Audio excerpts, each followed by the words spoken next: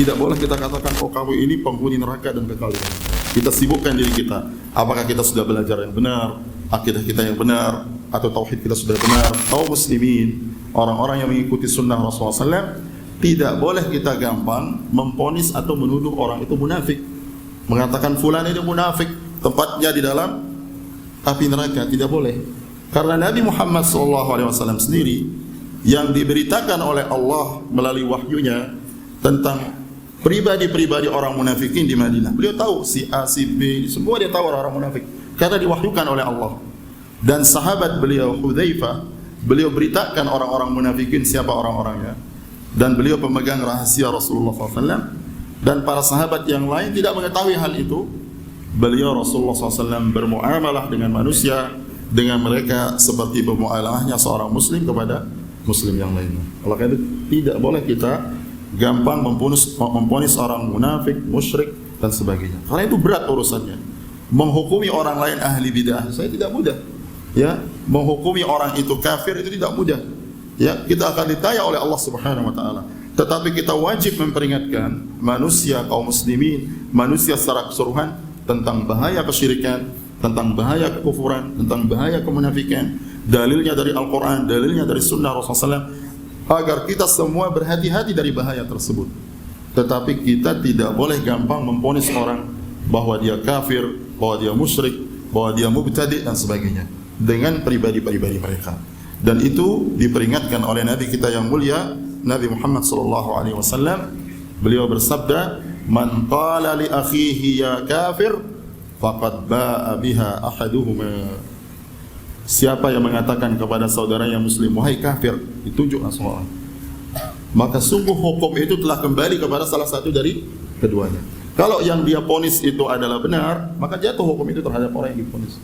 Kalau tidak benar, otomatis dia kembali kepada orang yang menghukumi itu. Kenapa? Para ulama kita mengatakan, karena orang yang menuduh saudaranya yang muslim, dia kafir, padahal dia muslim, dia kembali hukum kufur itu kepada dirinya. Kenapa? Karena berarti dia telah menghukumi keislaman itu sebagai sebuah kekufuran.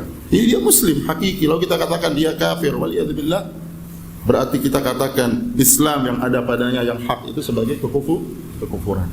Dan ini dijelaskan oleh Syekh Ibnu Utsaimin dan para ulama kita. Oleh karena itu Ahlus Sunnah wal Jamaah, mereka orang yang paling berhati-hati di dalam menghukumi orang lain. Bahkan para ulama kita, ya, mereka itu melarang kita memponis orang dengan hukum api neraka atau dengan hukum masuk surga, ya, kecuali yang dihukumi oleh Allah dan Rasulullah SAW.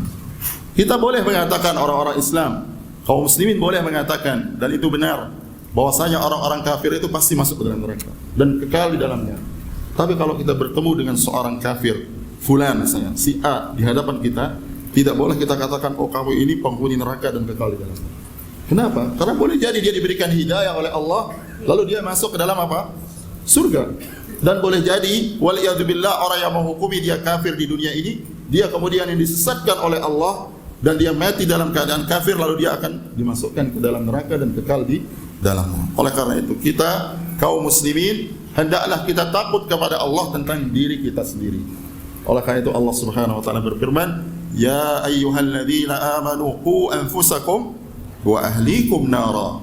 Wahai orang-orang yang beriman, jagalah diri kalian, pertama diri kita, dan keluarga kalian dari api neraka.